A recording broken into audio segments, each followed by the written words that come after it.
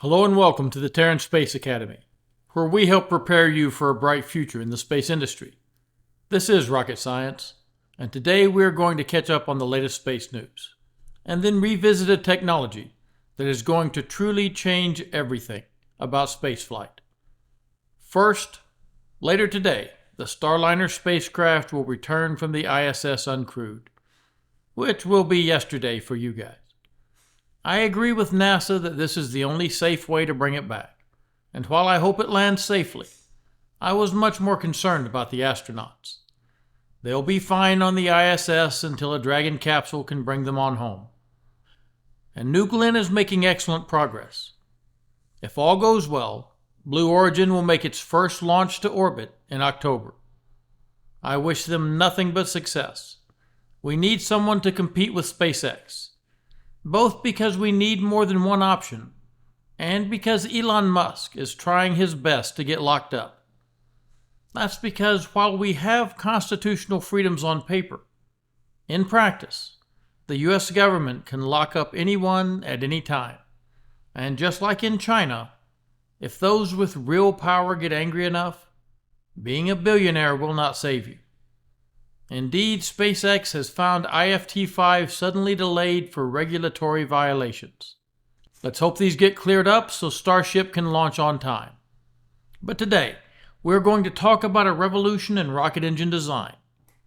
We have several lessons on rotating detonation engines, and we'll review some of the material here. But in short, a deflagration is what we call subsonic combustion. This is what takes place in a rocket engine combustion chamber. The temperature of the reaction and the mass of the products of combustion determines the performance of the engine. The higher the temperature and the lighter the molecule, the higher the exhaust velocity will be. This determines our delta V. The most efficient rocket engines today are hydrogen-fueled and run fuel-rich, so the hot hydrogen streams out the nozzle. This can create an in-vacuum efficiency of up to 469 seconds of specific impulse. Hydrogen, despite its advantages, has a low density, so you need really big tanks, like those on the shuttle and SLS, at a cryogenic temperature of 20 Kelvin, and because it works its way into a metal lattice, causing embrittlement. It is hard to work with. A lot of rockets like the Falcon 9 use RP-1. This is like a refined kerosene, similar to jet fuel that is used in a few rockets also. And while it has a high density and can be stored at room temperature, efficiency, measured by specific impulse, is quite a bit less. Methane is thought by many to be a good compromise, and because it burns clean, it is an excellent choice for reusable rockets. All current rocket systems are limited by the temperature and pressure that the combustion chamber can withstand, as this determines exhaust velocity and residence time. But there is another option. Instead of subsonic combustion, we can use supersonic combustion. This is not called deflagration, but detonation. And this rotating shock wave allows an engine to continuously detonate. While we've known this potential for a long time, no one was able to make one work, until NASA fired one for 10 minutes. Because of the increased exhaust velocity from detonation reactions, this rocket engine can have a higher performance than any deflagration engine possibly can. And now we have the first RDE aircraft about to take to the skies. Hermeus Aerospace, discussed in this lesson, in collaboration with GE Aerospace and DARPA of course, announced a dual-mode ramjet rotating detonation engine. This means they are developing an air-breathing RDE. This is the holy grail of aerospace propulsion systems. They can push a space plane up to Mach 10, where it could then use onboard oxygen to either go faster or potentially on into space. Hermeus has already demonstrated their turbine-based combined cycle Chimera engine that can transition from a turbojet, efficient at subsonic speeds up to about Mach 2, to a ramjet, efficient up to speeds of about Mach 5. With the addition of an RDE, they are looking at Mach 10 in atmosphere. This chart is from a 2021 NASA paper that will be in the description and will be this week's homework. This is for RP1, which is very similar to standard jet fuel. Here you see a specific impulse with a conventional engine, with an ideal or theoretical RDE, and with the tested RDE. Here you can see that this engine is approaching Raptor rocket engine performance. This is the future of rocket engines, as methane or especially hydrogen-based RDE rocket engines will outperform any possible conventional deflagration engine using the same fuel. Now let's review what we know about Hermeus and RDEs, and we'll end with a look at Lockheed Martin's planned lunar base.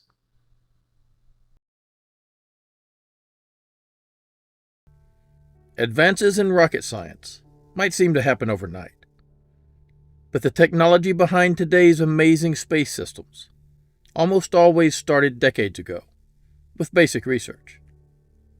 Basic research is different from corporate research. Basic research is almost always funded by national governments, as it does not immediately return any profit. Some of this research has the most profound effects on our society down the road. In 1990, the United States started the Human Genome Project, with the goal of reading all 3 billion base pairs in the human nuclear genome within 15 years. Funding from the United States National Institutes of Health started the project, with support from the United Kingdom, Germany, France, Japan, and China.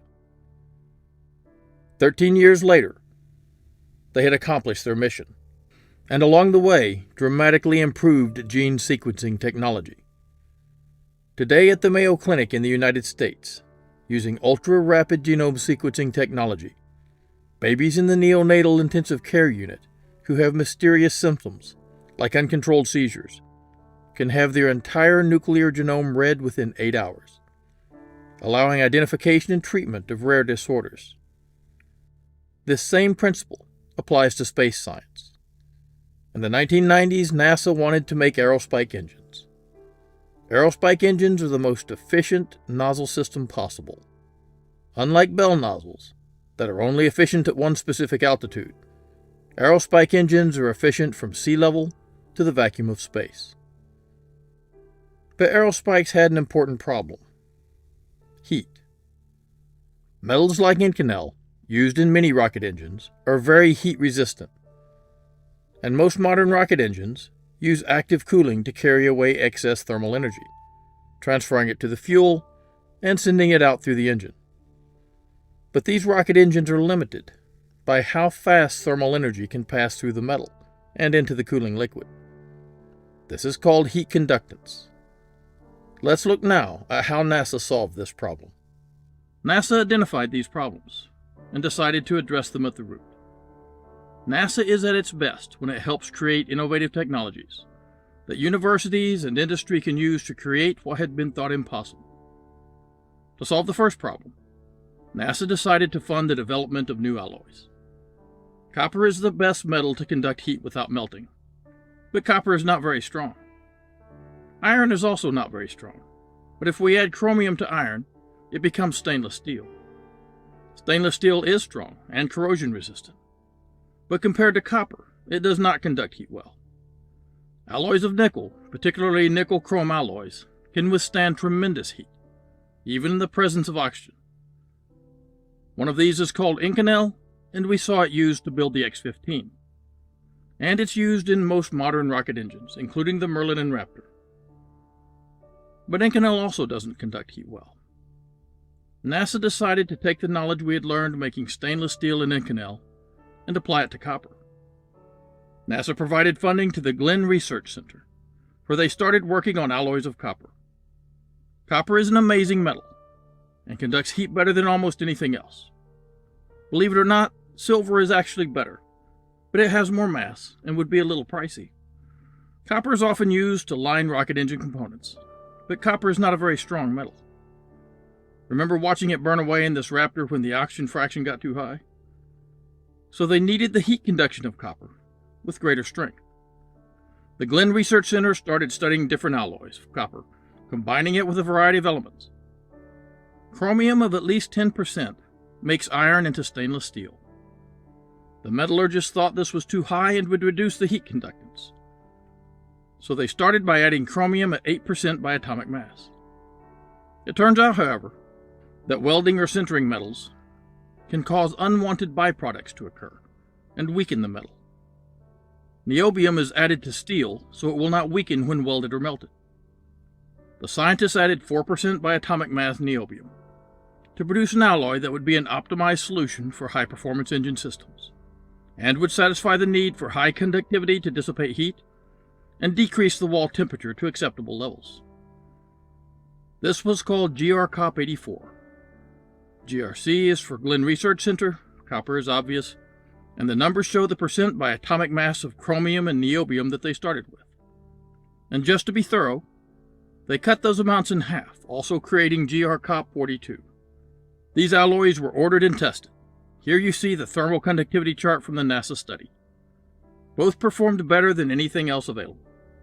Here you see the thermal stress versus life cycle and the mechanical strain. Both these alloys had similar yield and tensile strength under thermal stress, but GR-COP 42 turned out to be the most promising at very high temperatures. Then they were evaluated for another characteristic. NASA needed an alloy that worked well in powder form, so it could be used in additive manufacturing, what most of us call 3D printing. 3D printing is the only way to make intricate internal cooling channels while maintaining strength. Japan conceived and started 3D printing technology at the Nagoya Municipal Industrial Research Institute. Dr. Hideo Kodama, in May of 1981, published the details and called it rapid prototyping. He didn't bother to patent the technology, and innovators all over the world started using the technology. At first just using wax or plastic, but very quickly learning how to print with metal. They opened up the possibility of printing a metal device that would be impossible to make with traditional methods. There are several ways to 3D print metal. 3D printing metal is not easy. Relativity Aerospace uses wire-fed robots, and this works well for many alloys. Metal powder 3D printers were created. Here you see one working. A layer of powder is set down, and a laser fuses the metal particles into a design. The platform drops down a fraction, and another layer of powder is spread. This is a side view of how these machines work. Once the next layer is centered, more powder is spread and scraped away. Here is a selective laser melting 3D printer schematic. This is just one type of additive manufacturing technology. There is also something called directed energy deposition, and here is how that works. Powder is sent down to this print head, where electricity is applied through the head as a resistor to heat and melt the powder. The molten alloy can then be used to print a complex 3D design. In this process, the print head moves, and so does the base if necessary. I still believe that 3D printing is the future of space manufacturing, and a technique called cold spray additive manufacturing also exists. Both of these can use GR-COP 42 to literally paint alloys into or onto parts. In this way, titanium, nickel, and other alloys can be used, including something as heat conductive as copper alloys. A cold spray or directed energy deposition device could be used to put a layer of copper alloy inside your combustion chamber after it was printed in one piece of titanium or Inconel. Here you see the powder chemistry comparison of the two test alloys, as they were able to produce a printable powder. We see that the chromium content is actually less than had been estimated at the start, as is the niobium. Iron can adulterate the chromium and must be limited. Oxygen adulterates the niobium and must also be limited. Aluminum and silicon must be kept down as contaminants. The characteristics sought included establishing a supply chain, making the powder scalable for selective laser melting printers, defining the microstructural sensitivities related to printing, and finally, disseminating the data to industry and print vendors. NASA performed prints to make sure that these powders would work for combustion chambers. This practical application of the new copper alloy powder allowed them to lay out these helpful instructions. These powders must be atomized with argon gas. Nitrogen will not work as nitride will form. The powder must be in an inert gas or vacuum at all times. Exposure to the air will contaminate it with oxygen. It can be stored in glass or aluminum, but not plastic. They specified the purity of the constituent metals: 99.5% for niobium, 99.8% for chromium, and 99.99% for the copper. Now that we know how to make and use these unique alloys, how are they applied to combustion chambers? Here we see what is called a slip jacket channel cooled combustion chamber. The nozzle would go down here. The copper liner could be printed and inserted into this steel, titanium, or Inconel jacket. Here are liners printed from the copper alloy, and here is a test being conducted on one of them. Here we see a long-duration test result of a GR-COP42 liner. Here we see the nozzle inlet temperature, outlet temperature, chamber pressure and imperial, and nozzle outlet pressure. This looks pretty stable to me. Then they test the system with rapid power cycling, firing the engine in bursts. We see that the alloy performed well here also. A visual inspection of the interior of these liners shows that they stood up very well to these tests. Finally, they printed and tested larger liners and released their results to the world. After the invention of GR-COP42, NASA lost its funding for its Aerospike goals. But that basic research allowed a company in Spain called Hermeus Aerospace to make the world's first functional Aerospike engine, described in this lesson. These engines are now being made available in the 300 kilonewton thrust range. Aerospike engines can not only survive much higher combustion chamber temperatures, but they can use the heat harvested by the cooling system to power expander cycle turbopumps, preventing the need to burn fuel and oxidizer in a preburner, creating engines more efficient than the Raptor or BE-4. And as we strive to increase the efficiency of rocket engines, we come to another technology: detonation rocket engines. A detonation rocket engine is a type of propulsion system that uses the principle of detonation to generate thrust. Unlike traditional rocket engines, which use a steady combustion pressure to produce thrust, detonation engines rely on a rapid and violent chemical reaction that occurs when fuel and oxidizer mixtures are detonated. The engine takes in a mixture of fuel and oxidizer, which is then compressed to a high pressure using a series of pumps or compressors. This helps to increase the reactivity of the mixture. The compressed mixture is then ignited in a detonation chamber using a spark or other ignition source. The ignition causes a rapid and violent chemical reaction to occur, creating a supersonic shock wave that propagates through the mixture. The shock wave compresses and heats the mixture ahead of it, causing it to undergo further combustion, and releasing a large amount of energy in the form of heat and pressure. This supersonic shock wave results in the expansion of the combustion products, creating a thrust that propels the rocket forward. All rocket engines are limited by two things: the velocity of the exhaust and the mass propellant flow through the engine. Detonation rocket engines have the potential to be more efficient and powerful than traditional rocket engines. But the sudden increase in temperature and pressure can be very destructive. The detonation must be controlled to be useful. Chemical rocket engines, on the other hand, work by regular combustion, which is a subsonic process. A fuel and oxidizer are burned in a combustion chamber, creating a high pressure and temperature. An outlet for the hot pressurized gas is created, forming a converging-diverging nozzle for classic de Laval rocket engines, or through a ring or linear throat in an Aerospike rocket engine. The gas goes from subsonic to sonic to supersonic. But a detonation rocket engine, where the gas is immediately accelerated to supersonic velocities by the advancing shock wave, would be much more efficient. The problem again is that detonations are very destructive. We usually try to avoid them in rocket engines, as they tend to blow the engine apart. A rapid sequence of controlled small explosions can be created in a pulsed detonation rocket engine, but these require long pipes to allow shockwave propagation. A better solution would be something called a rotating detonation rocket engine. This is where the shockwave is supposed to circle around the chamber. The main problem with this is trying to inject the gases at just the right time. Otherwise, the shockwave can double back and cancel itself out. One of the problems with detonation engines is getting the timing just right. You need to inject the fuel and oxidizer when the pressure is low, otherwise you can interrupt shockwave propagation. but this entire system is chaotic, meaning it can't really be predicted. How can you know exactly where the shockwave is? And that brings us back to the amazing engineers at NASA, who, having a good knowledge of ingenious work from the past, came up with a unique solution, based on the work of this eccentric genius. Nikola Tesla is responsible for so much of the technology in our world today, more than any other single human being. Included in the hundreds of original ideas he had was what we call a Tesla valve. A Tesla valve has no moving parts.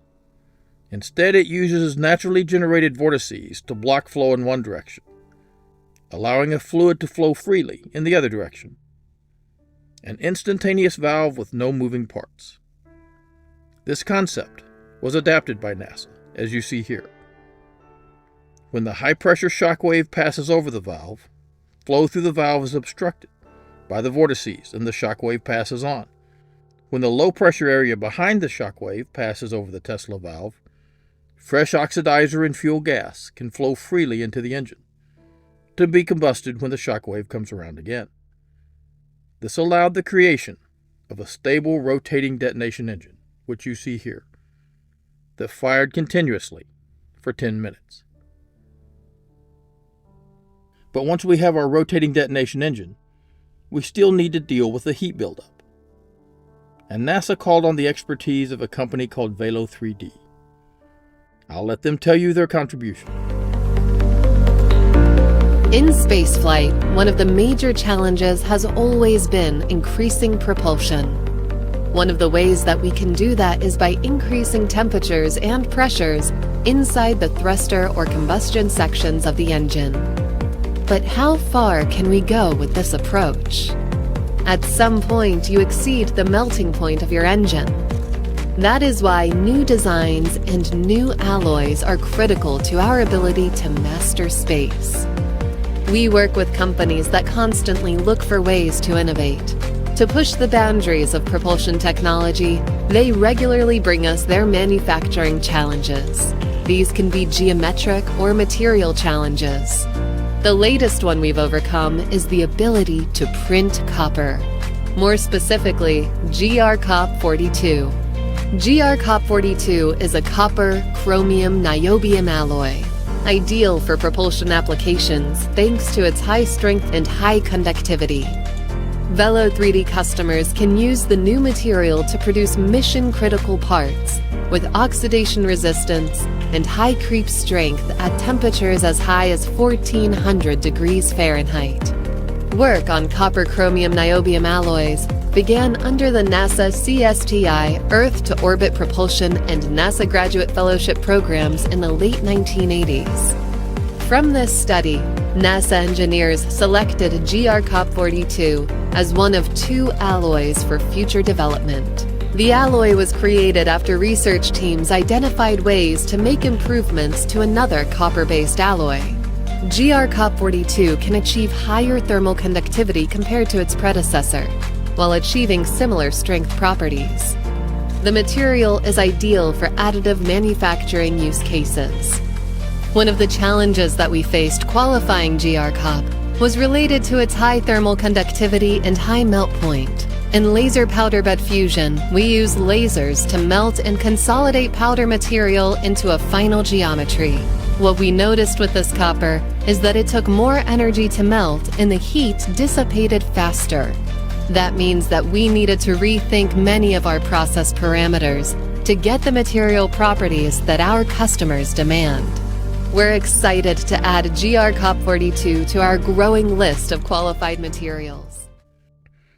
Now that you know how the amazing NASA-developed alloy GrCop42 was invented, making Aerospike engines possible, and how the Tesla valve allowed NASA to create a stable rotating detonation engine, we can see these technologies combined in a rotating detonation Aerospike engine. The combination of these technologies will make advanced space systems possible that could have never been accomplished with the old technology of the Raptor and BE-4 engines. Something to think about. Thanks for listening. Please don't forget to like and subscribe, and stay safe. At Astra Pro Terra.